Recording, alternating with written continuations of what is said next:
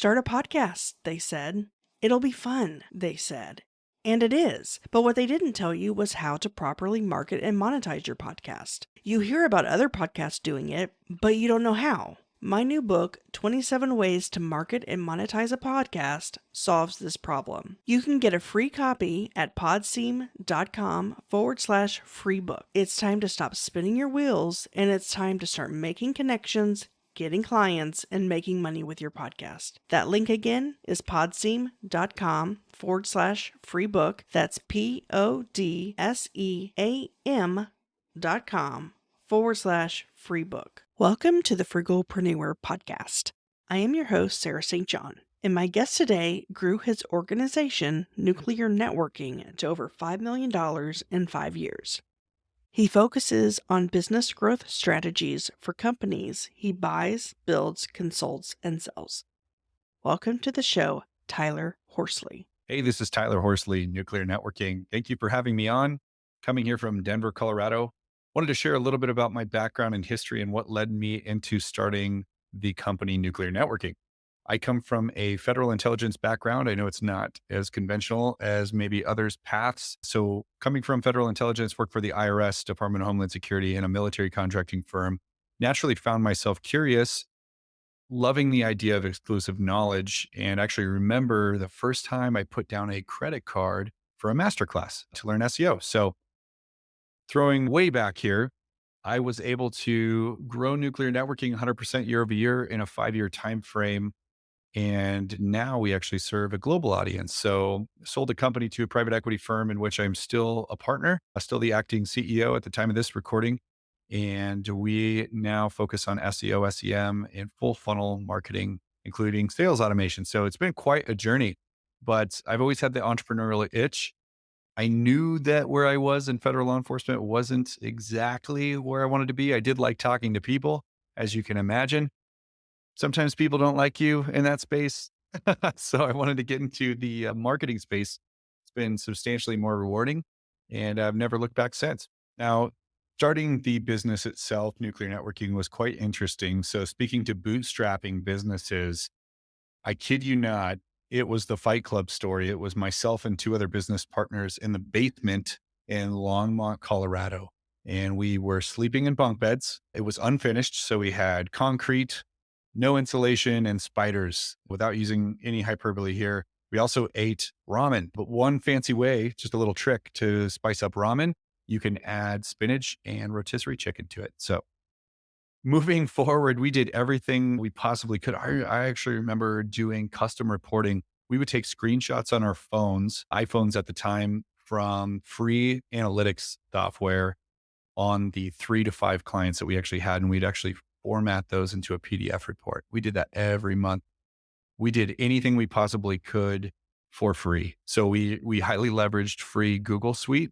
So they have docs, sheets, any other variation of Microsoft, anything. And we've used that for invoicing. We use that for reporting. We use that for client tracking. It was our CRM at one point. So definitely feel the pain of bootstrapping that, but it certainly paid off.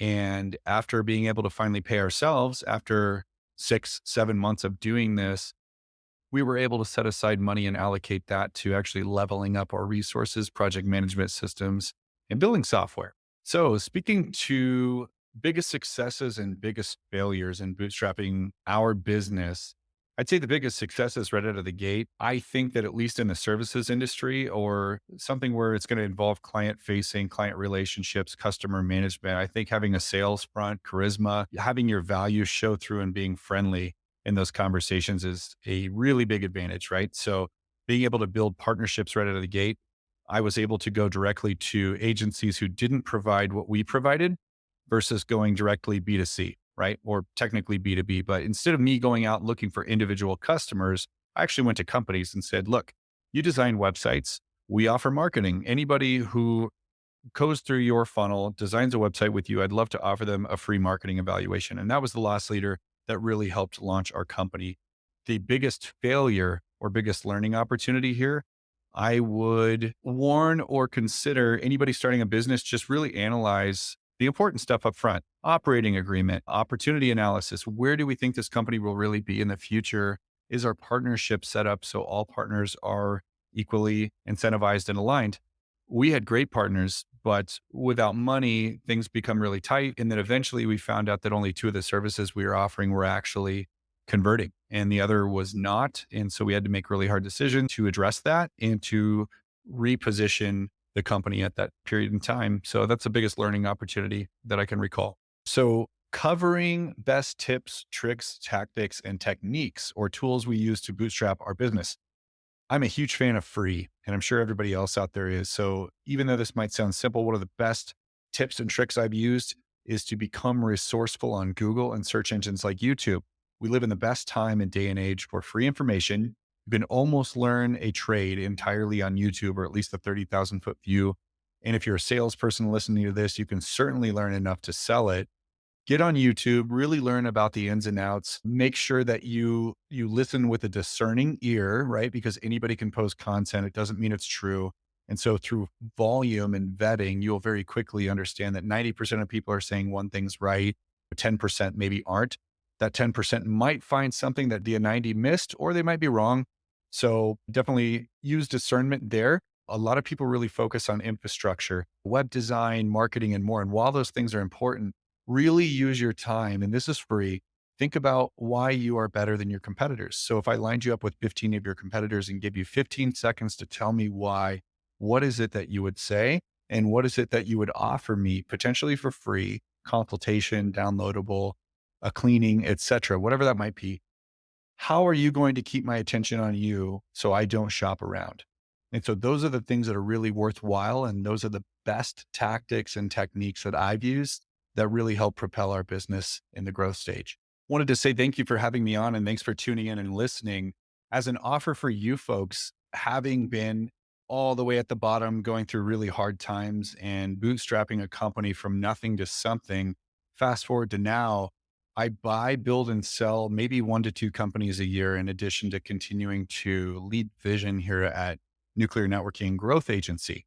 Having said that, having grown a company to the top 5% on Inc. 5000 list and more, I'd love to meet you folks. So at any stage, if you're in ideation of what your future startup might be, all the way to you're in the bootstrapping mode right now, trying to convert something to profitability, or even trying to raise money or do a Series A, I love the M&A space. I love the entrepreneurial spirit. Any freebies, any information, would love to jump on a call with you, do a brief discovery and learn more about you.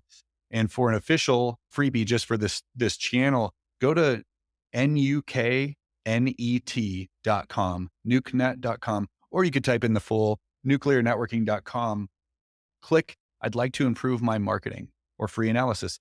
I will build and present to you a free marketing analysis that shows you what your competitors are doing, how much they're paying, if it works, and what you might consider doing if you were to compete in that space. Hope you folks have a great day. Look forward to speaking with you soon. Cheers. I love a lot of what Tyler shared with us. In particular, leveraging free tools like Google Suite. I actually still use Google Suite, and I think when you're starting out as a bootstrapped entrepreneur or a frugalpreneur, as we call it, that utilizing free tools to get started is definitely the way to go. I also like what he shared about building partnerships, figure out why you are better than your competitors. And then one thing he said that really stood out to me and that I agree with and have recently come to this conclusion, depends on your business model, but to go after companies versus individuals, because companies have a much larger budget than individual or solopreneurs do. To learn more about Tyler, you can go to nukenet.com. That's NUKNET.com. Start a podcast, they said. It'll be fun, they said. And it is. But what they didn't tell you was how to properly market and monetize your podcast. You hear about other podcasts doing it, but you don't know how. My new book, 27 Ways to Market and Monetize a Podcast, solves this problem. You can get a free copy at podseam.com/free book. It's time to stop spinning your wheels, and it's time to start making connections, getting clients, and making money with your podcast. That link again is podseam.com/free book. That's PODSEAM.com/free book.